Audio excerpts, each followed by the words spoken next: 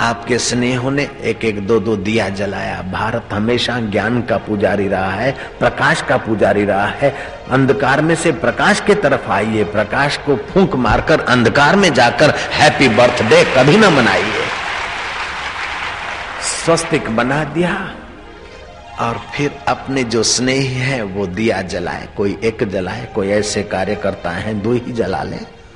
जय नारायण। कोई 5 ही तुम्हारे स्नेही 5-5 दिए जला लें जैसी आपकी वो दिए जले। लेकिन कुटुंब में, खानदान में जो सर्वोपरि है, धन में, सत्ता में नहीं, शुभ कर्मों में जो सर्वोपरि है, उससे बड़ा दिया जलवाइए। और 30 साल तुम्हारे जीवन में जो प्रकाश रहा वो सब अच्छा है, लेकिन हम चाहते कि भगवान इस वर्ष आपके जीवन में अधिक सुख, अधिक प्रकाश, अधिक ज्ञान, अधिक सामर्थ्य, अधिक ओज दे। इसलिए हम ये दिया जला रहे हैं। पृथ्वी आपके लिए सुखद हो, जल आपके लिए सुखद हो, तेज आपके लिए सुखद हो, वायु तुम्हारे लिए सुखद हो, आकाश तुम्हारे लिए सुखद हो, मित्र तुम्हारे लिए सुखद हो, पड़ोसी तुम्हारे लिए सुखद हो, और देवों के देव परमात्मा देव भी तुम्हारे लिए सुखद हो। भैया आपको बधाई हो, नूतन वर्ष की बधाई हो। क्या नूतन वर्ष मर गया क्या? हैप्पी बर्थडे, हैप्पी बर्थडे, ये क्या मखौल जमा दी हम लोगों ने। मैं ये बात दिल्ली में बड़े जोर से करता हूं, क्योंकि दिल्ली से ही सब जगह बात आसानी से पहुंचेगी। जयराम जी की नारायण हरि। और प्रांतों में करता हूं, लेकिन दिल्ली में तो जरा जोर दे के करता हूं। जयराम जी बोलना पड़ेगा। बोले बापूजी आप तो डांटते हैं, लेकिन भाई चॉकलेट तो किसी के बच्चे को बांट सकते हैं, डांट तो अपने ही वालों को ही दी जा सकती है। ये मोहब्बत की बातें हैं औधव, बंदगी अपने बश की नहीं है। यहाँ सिर देकर होते हैं सौदे, आशिकी इतनी सस्ती नहीं है। प्रेम वालों ने कब किससे पूछा, किसको पूजूं बता मेरे औधव। यहाँ दम दम पे होते हैं सिजदे, सिर घुमाने को फुर्सत नहीं है। ये मोहब्बत की बातें हैं औधव। अब भीम जैसे भीम को कुंता जन्म देती है, no minor operation, no major operation, और तुम चूहे छाप बच्चों को जन्म देते और कटाकटी। ये कहां की इंसानियत है? किसी भी बहू बेटी को मां बनने का अवसर आए, ऑपरेशन कराने की कोई जरूरत नहीं। बोले डॉक्टर बोलते हैं बाबूजी उसके प्राण कंठ में।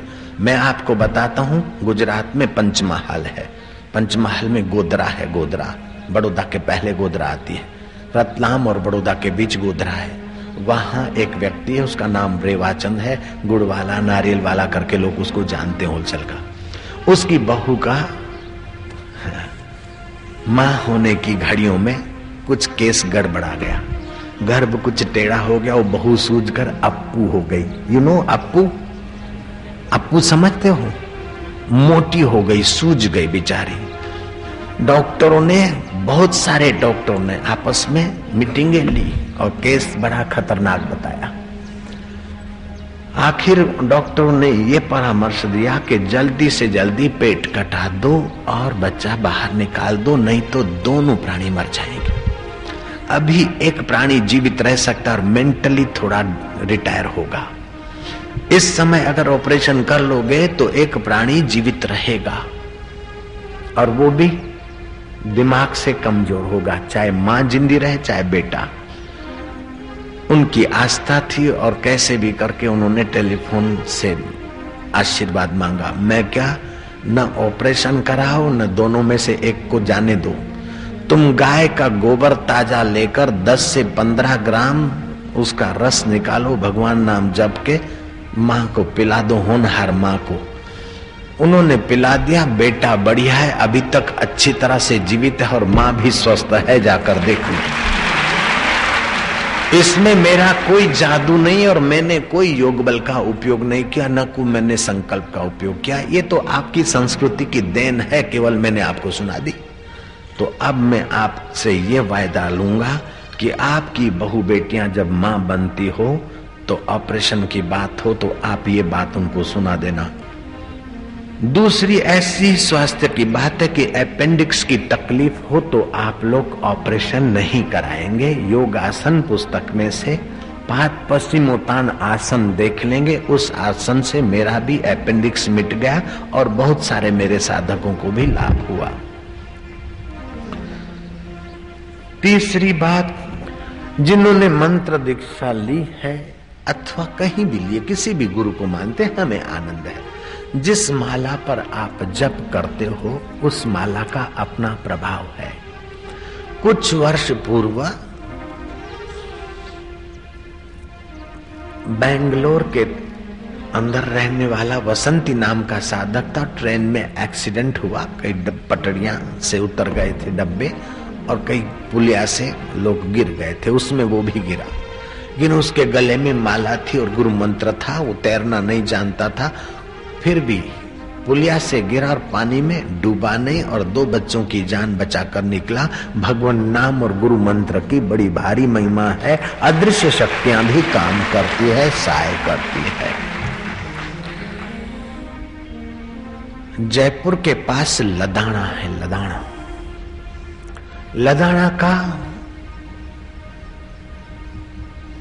उस समय छोटे मोटे रियासत के बादशाह लोग थे। बादशाह बैठा था, एक मुसलमान उन्हीं का आदमी आया तो लदाना नरेश की नजर गई कि अरे मुसलमान के बच्चे, तू हिंदू कब से बना, तेरे गले में ही माला कैसे?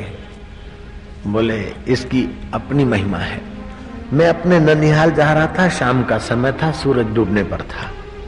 2 भयानक पुरुष देखे जिसको हिंदू लोग जमदूत बोलते हैं। मैं घबराया। जमदूतों ने कहा तेरे प्राण नहीं लेंगे, अभी बैलगाड़ी को भगाता हुआ एक युवक आएगा, उसकी बैलगाड़ी का पहिया इस खड्डे में जर्क खाएगा, हम उनके बैलों को प्रेरित करेंगे और बैल उसके पेट में सिंग घुसेड़ेगा, उसकी मृत्यु ऐसे ही लिखी है। हम लोग आदमी का निमित्त बनाने वाले काल के दूत हैं जमदूत, उसके रूह को लेकर जाएंगे। राजा साहब, मैं एक लोटे अपने बेटे गफारिया की कसम खाकर बोलता हूँ, खुदा की कसम खा के बोलता हूँ, अभी भी संध्या का वक्त है। मैंने उन दूतों से अनुनय विनय किया कि मैं ये इसरार देखने के लिए गुलाम छुप कर बैठूं, आप मुझे आज्ञा दीजिए। उनकी सम्मति लेकर मैं छुपा रहा। बैलगाड़ी आती हुई देखी मैंने, बैल भागते हैं और वो उनको अधिक प्रेरित कर रहा है। बिल्कुल जर्क खाई बैल के गाड़ी के पहिए ने और बैल के कंधे पर जो गुजरी होती वो टूटी और वो युवक लड़का जोर मारने लगा और बैलों को उत्तेजना हुई, बैल धकेलते उसे ले गए। लड़का मर भी गया, 30-32 साल का युवक। मैं भागा उन आकृतिधारी पुरुषों के आगे कि इनका आत्मा जो मरता है वो रूह इंसान, ये तो इंसान का ढांचा है शरीर, जो इंसान मैं कर रहा है वो कैसा? उन जमदूतों ने कहा कि वो इंसान हमारे हाथ में नहीं आया, क्योंकि जहां पर मौत हुई है वहां तुलसी के पौधे पड़े थे। जहां तुलसी दल और तुलसी के पौधे होते हैं वहां जमदूतों के पात्र वो नहीं होते हैं, वहां भगवान के पार्षद के अधिकारी होते हैं। वो भगवान के धाम में चला गया।